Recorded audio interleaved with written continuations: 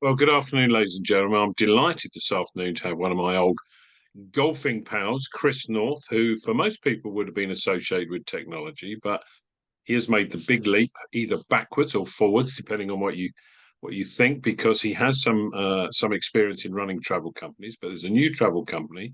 He's going to tell us all about it. So, good afternoon, Chris. Hello, Graham. How you doing? All right, mate. Good. So, tell me more. The big golf company. Oh, it sounds fantastic. Dream come true, Graham. I met these guys about 9 years ago, and we've been in touch ever since. As you know, my career for the last 5 years has been in technology. But prior to that, I did run luxury tour operations. I do class myself more so as a travel man than a technology person. However, yeah, I feel I've landed the dream role with the big golf company. So tell me a little bit more about the big golf company and what is it? Is a golf tour operator or are you a travel agent? What are you trying to do? So, Big Golf Company is a division of the Big Journey Company. So, Big Journey has been trading now for 16 years. These guys have a phenomenal product. It's a bucket list tours company, beautifully curated tours worldwide, predominantly for the American market. So at the minute, they're about 90% US outbound, about 10% UK outbound.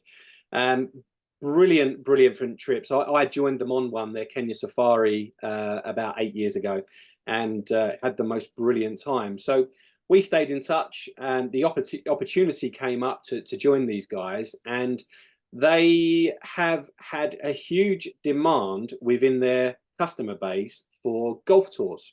So they've been operating some golf tours under the Big Journey Company banner, but it seems that there's such an appetite that it made sense for us to launch the Big Golf Company.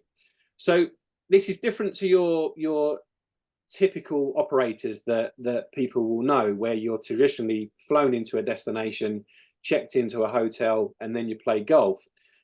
We've got three levels of product. One is a big golf journey, and this is where we roll golf and big journey together. So not only do you play golf in a world famous destination, beautiful location, it also includes tours as part of the itinerary and excursions throughout. Another key factor with the big golf journey is it's non-golfer inclusive.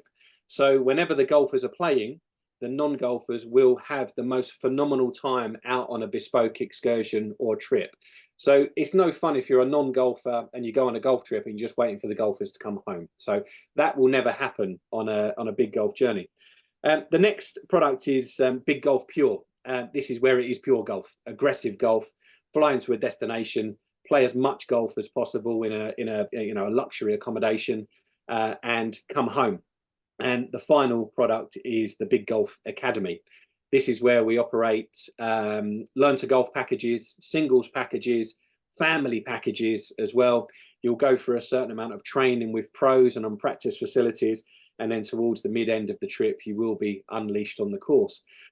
What makes the business different, Graham, is you have a tour director on every single tour. So you have a local guide as part of the trip, but you also have a big golf or a big journey tour director as well.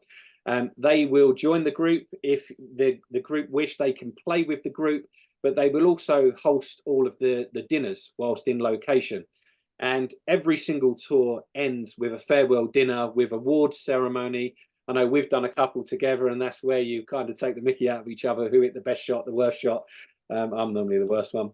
But yeah, there'll be an award ceremony, really nice ending to the trip. And yeah, everybody have a nice time and leave the destination as friends. Excellent. And this, obviously, this is by the sound of it, is a top end. You're not going to get away with 299 all inclusive here. This is a sort of a luxury top end experience, which is fine. Um, how are you going about marketing this? Is it the normal traditional social media? Do you have presumably the your partner company, the luxury travel company, has got massive mailing lists which you can access? Is that the way you're going to take it forward?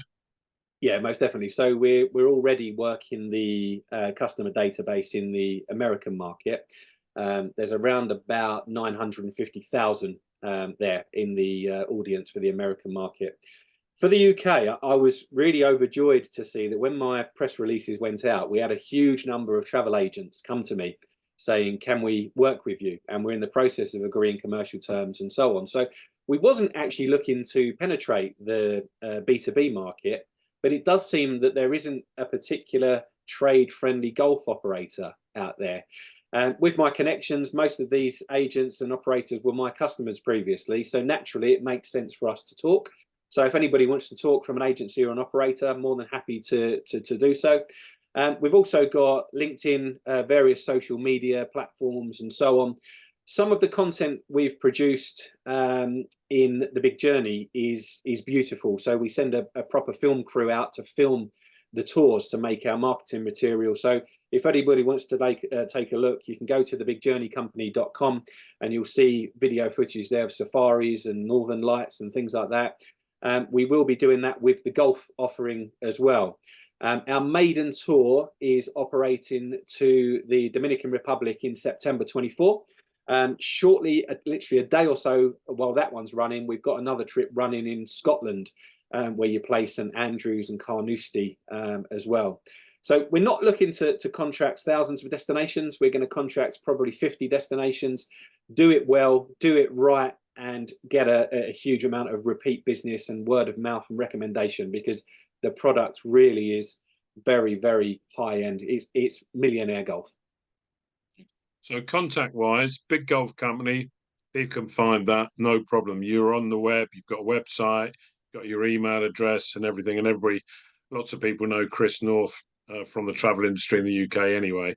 That sounds fantastic. It really does. I'm assuming you're going to be focusing, you're going to be focusing on the academy. Well, I am. Next week, I'm out in Spain, and we are getting some practice in there because I need to right.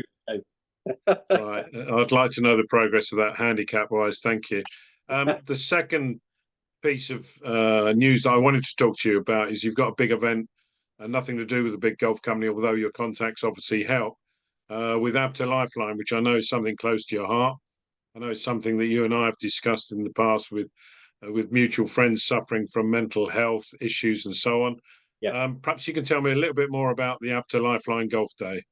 I can. Yeah, it was born out of a discussion on a sunbed in the Caribbean with a good friend, a mutual friend of ours called Stephen Laffey. And we said, well, ABTA Lifeline doesn't hold any kind of golf event. Why don't we do one to raise awareness of mental health and try and raise some money for people in struggles in our industry? So I put it to the board at ABTA Lifeline, and yeah, we're doing it, and it's selling incredibly well. So it's on the 18th of June. We're holding it at Crondon Park. I've been very selfish. It's an Essex course. It's just down the road from me. It's a tough one. I'm interested to see how you get on with it, Graham. But yeah, 18th of June, Crondon Park. There's a number of opportunities available, so people can enter a team at 595. They can sponsor a hole at 195. We've got all kinds of other sponsorship available where you can sponsor the putting competition, the drinks buggy, the closest to pin, the longest drive and such. But it's going to be a great day. We're running a Texas Scramble format, so it suits the golfer and the non-golfer. You know how Texas Scramble works. So yeah, it's going to be a really, really fun, noisy, loud, jolly summer's day. Good. Well, my money's on Andy Charlton's team already. But whatever. Good. Well, it sounds fantastic. And how do people find out more information about that? They visit the ABTA Lifeline website, so abtalifeline.org.uk. Go to the event section there, and you'll see it listed. I'm talking to people, so if anybody wants to have a call, if they've got my number, they can call me or they can find me online. Everybody's welcome. It's going to fill up very, very quickly. We're possibly going to put in more teams than we first imagined. But if people just want to come along and not play golf, but just be involved in the day, you can buy a ticket for that as well. We just want to have as many people down there as possible. The golf flows right through to the afternoon barbecue and the awards and so on. So there's no need to hang around and bring a suit and things like that. In your golf gear, shorts, t-shirts, whatever it may be. It's a relaxed day of golf with very, very good people. Excellent. Well, Chris, I wish you the very, very best of luck with the big golf company and the ABTA Lifeline Golf Day. I'm sure you're almost guaranteed success, knowing you as I do. So, Thank you best of luck, and I'll speak to you soon. Thanks very much. All the best, everyone. Take care. Cheers.